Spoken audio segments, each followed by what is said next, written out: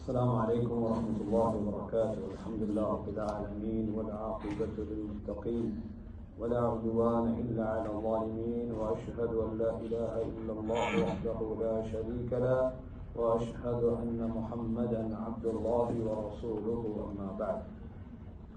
அன்பின் இஸ்லாமிய சகோதரர்களே, அல்லாஹ்வின் நல்லடியார்களே, புனித ஜும்ஆவின் கடமையை நிறைவேற்றிவிட்டு அதனுடைய தமிழாக்கத்தை செவிசாய்ப்பதற்காக அல்லாஹ்வுடைய இந்த மாளிகையில் அமர்ந்திருக்கும் அல்லாஹ்வின் நல்லடியார்களே, ஜும்ஆவுடைய ஆரம்பத்தில் இமாம் அவர்கள் அல்லாஹ்வை அஞ்சி நடக்குமாறு, அல்லாஹ் ஏவிய நன்மையான காரியங்களை எடுத்து நடப்பதோடு அல்லாஹ் விலக்கிய பாவமான காரியங்களிலிருந்து விலகி வாழுமாறு எங்களுக்கு உபதேசம் செய்தார்கள்.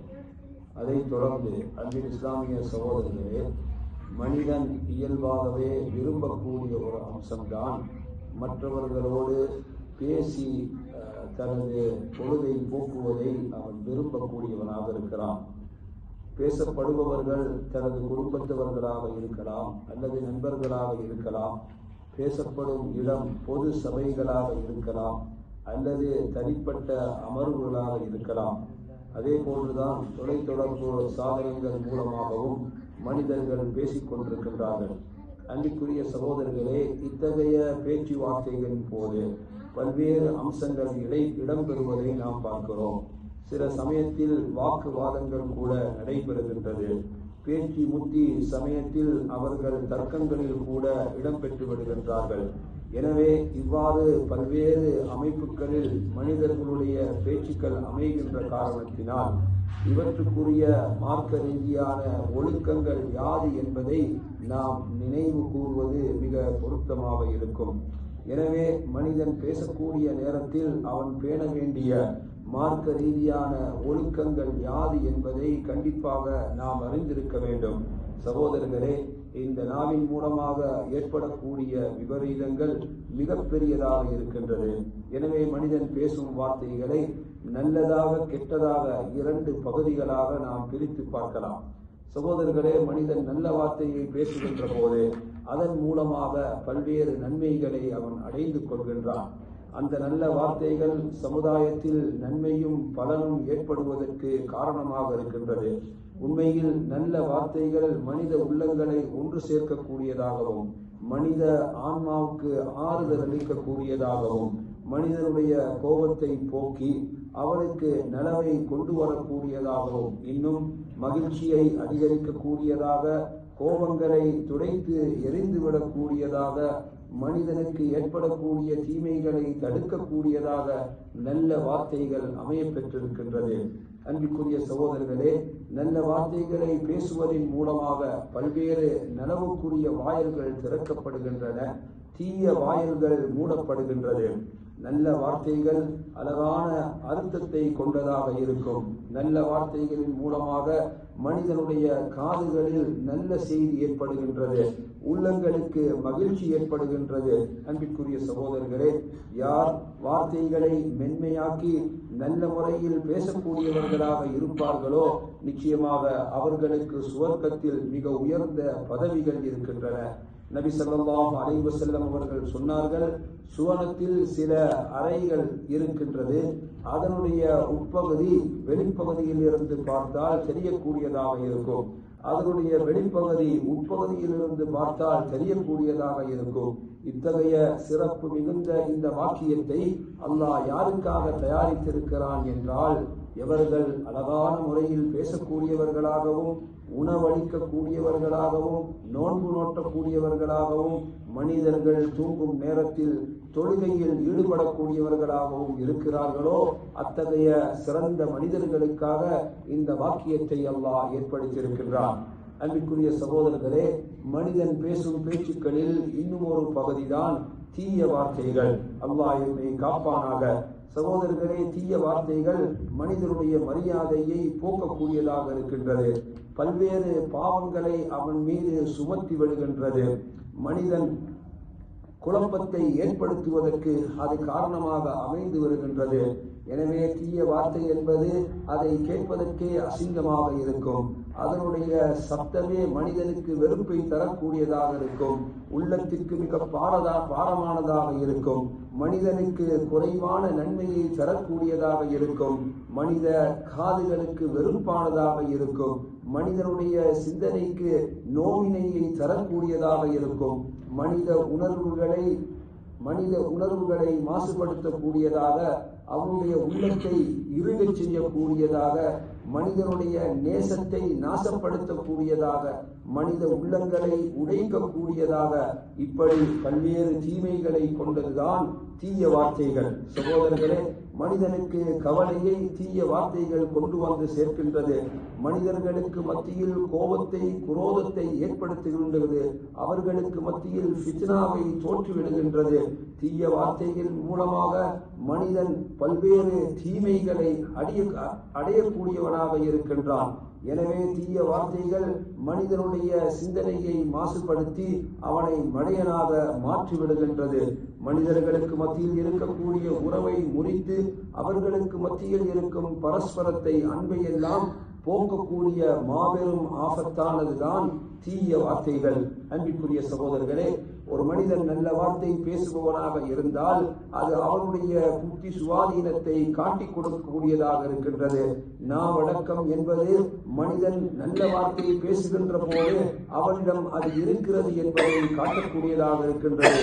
எனவே எங்களுடைய பொது சபைகளாக இருந்தாலும் சரி, நாம் தனிப்பட்ட முறையில் கூடக்கூடிய சபைகளாக இருந்தாலும் சரி, அவற்றில் நாம் நல்லதை பேசுபவர்களாக இருக்க வேண்டும்.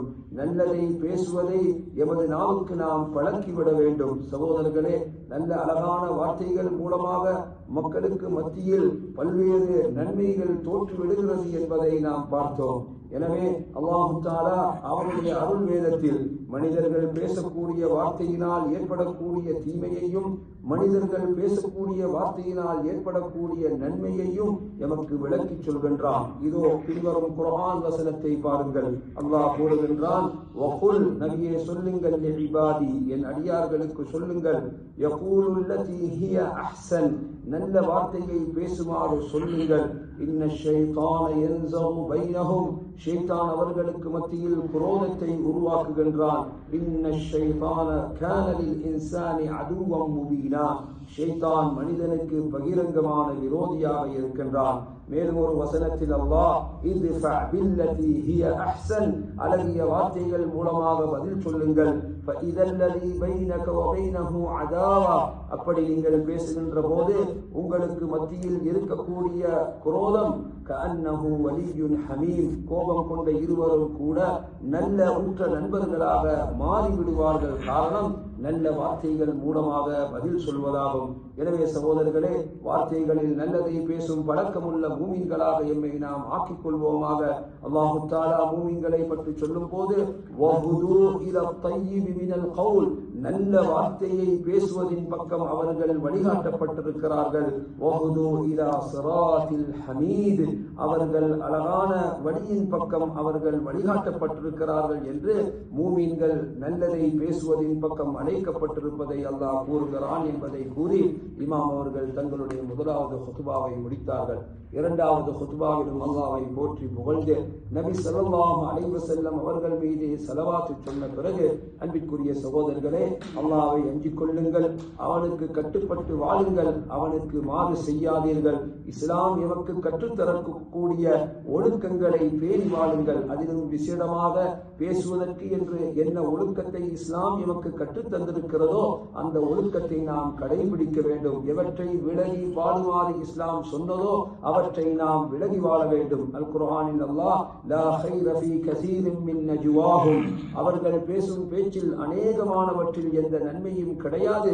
இல்லா மன் அமர பிஸ்ஸதகத்தின் அவ் மஅரூஃப், நன்மையை செய்யுமாறோ அல்லது தர்மம் செய்யுமாறோ அல்லது இஸ்லாஹின் பைனன் நாஸ், மக்களுக்கு மத்தியில் சமாதானத்தை, அவர்களுக்கு மத்தியில் சீர்திருத்தை ஏற்படுத்தக்கூடிய பேச்சுக்கள் தான் பயனளிக்கக்கூடியது என்று கூறுகின்றான். இன்னும் வஇய்யாகும் வனக்லல் ஹதீஸி அலா வஜ்ஹில் இஃசாத், அதாவது மக்களுக்கு மத்தியில் நீங்கள் கோல் மூட்டி குழப்பத்தை உருவாக்குவதை உங்களுக்கு நான் எச்சரிக்கின்றேன்.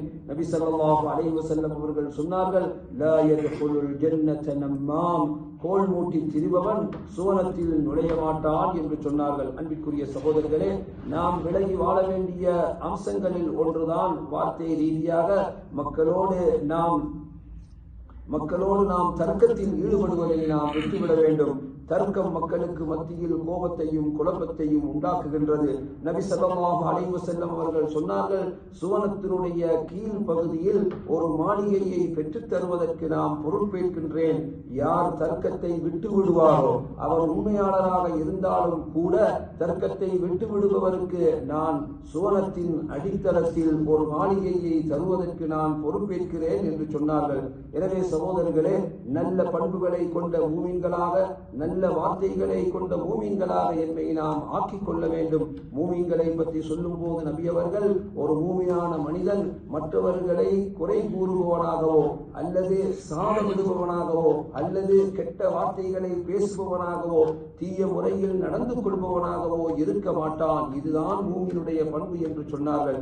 அன்பிற்குரிய சகோதரர்களே, நாம் ஒன்று கூடக்கூடிய சபைகள், அவைகள் பெரியதாக இருந்தாலும் சிறியதாக இருந்தாலும் அத்தகைய சபைகளில் உண்மையை பேசுவதை எமது பண்பாக நாம் வைத்துக் கொள்ள வேண்டும். நல்ல வார்த்தைகளை பேசுவதுதான் எனது அடையாளம் என்று நான் ஆக்கிக் கொள்ள வேண்டும். மனிதர்களை கூப்பிடும் போது அவர்களுக்கு விருப்பமான பெயர்களை கொண்டு அவர்களை நீங்கள் அழையுங்கள். மக்களை இழிப்பதோ படிப்பதோ அவர்களை குறை கூறுவதோ இது எம்மிடம் இருக்கக்கூடாத ஒரு பழக்கம். யாராவது எமக்கு நன்மை செய்துவிட்டால் அவருக்கு நன்றி செலுத்துபவராக எம்மை நாம் ஆக்கிக் கொள்ள வேண்டும். சகோதரர்களே, அல்லாஹ்வுடைய அருள் வசனங்களை மக்களுக்கு எடுத்துச் சொல்வது, நபி ஸல்லல்லாஹு அலைஹி வஸல்லம் அவர்களுடைய ஹதீஸை அவர்களுக்கு சொல்வது அல்லது உலமாக்களுடைய ஃபத்வாக்களை நாம் மக்களுக்கு எடுத்துக் கூறுவது, சுன்னாவை உயிர்ப்பித்து பித்ஆவை ஒழிப்பதற்காக நாம் பேசுவது, நன்மையை எடுத்துச் சொல்வது, தீமையை தடுப்பது, நல்ல குணத்தின் பக்கம் மக்களை நாம் அழைப்பது, நல்லவற்றை அவர்களுக்கு ஞாபகம் ஊட்டுவது, சாலிஹான நற்குருமங்களை செய்வதற்கு அவர்களை நாம் ஆர்வப்படுத்துவது, நல்ல உபதேசம் ஒன்றை மக்களுக்கு நாம் வழங்குவது, மஷூரா, நல்ல மஷூராவை அவர்களுக்கு கொடுப்பது, நல்ல ஆலோசனையை வழங்குவது, நற்சிந்தனையை அவர்களுக்கு முன்வைப்பது, இப்படி எத்தனையோ விதத்தில் நல்ல வார்த்தைகள் மூலமாக நாம் எமது நாவை பயன்படுத்தலாம். சகோதரர்களே, வழிதவறிய வழியில் இருக்கக்கூடிய மனிதனுக்கு நேர்வழி காட்டுவது, மறந்திருக்கும் மனிதனுக்கு மார்க்கத்தை நினைவூட்டுவது, இன்னும் மார்க்கத்தில் அறியாமையில் இருப்பவர்களுக்கு மார்க்கத்தை கற்பிப்பது, அல்லது நாம் நல்ல முறையில் அடுத்தவர்களுக்காக பரிந்துரைப்பது, அல்லது மனிதர்களுக்கு நனவு ஏற்படுவதற்காக நாம் பேசுவது, இப்படி எத்தனையோ விதத்தில் எமது நாவை பயன்படுத்தி நல்ல வார்த்தைகளை நாம் சொல்வதற்கு எமக்கு வாய்ப்பு இருக்கிறது. எனவே சகோதரர்களை நினைவில் வைத்துக் கொள்ளுங்கள், நபி ஸல்லல்லாஹு அலைஹி வஸல்லம் அவர்கள் மென்மையாக நடந்து கொள்ளுமாறு எமக்கு அறிவுரை சொல்லி இருக்கிறார்கள். மென்மையாக நடந்து கொள்வதன் மூலமாக அது காரியங்களை அலங்கரிப்பதாக இருக்கும். எங்கு மென்மை இல்லாமல் போகுமோ அது காரியங்களை அசிங்கப்படுத்தக்கூடியதாக இருக்கும் என்பதை நினைவில் வைத்துக் கொள்ளுங்கள் என்பதை ஞாபகம் ஊட்டி இமாம் அவர்கள் ஹுத்பாவை முடித்தார்கள். ஹுத்பாவுடைய இறுதியில் மூமீன்கள் முஸ்லிம்களுக்காக பிரார்த்தனை செய்யப்பட்டது. வஆஹிரு தஅவானா அல்ஹம்துலில்லாஹி ரப்பில் ஆலமீன்.